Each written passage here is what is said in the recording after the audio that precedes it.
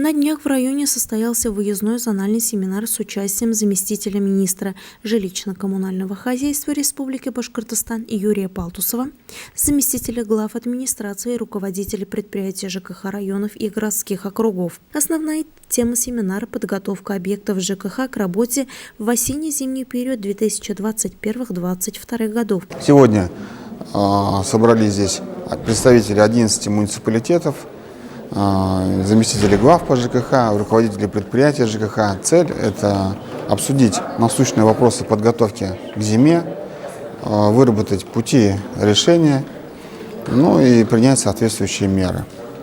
В среднем готовность по республике у нас оценивается где-то в 28%. Мы готовы уже на текущий момент. Участников мероприятия поприветствовал глава администрации района Ильдар Мустафин и пожелал им плодотворной работы. В первой части семинара, который проходил в районном дворце культуры, были заслушаны доклады заместителя глав районов, а также даны ответы на вопросы. Вторая часть семинара прошла на площадке общества «Уют», где провели противоаварийную тренировку по водной возникновению пожара в помещении котельной.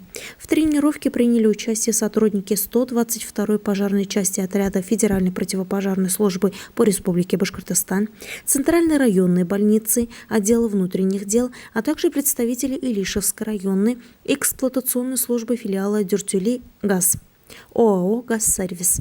Завершилось мероприятие подведением итогов выездного совещания и тренировки.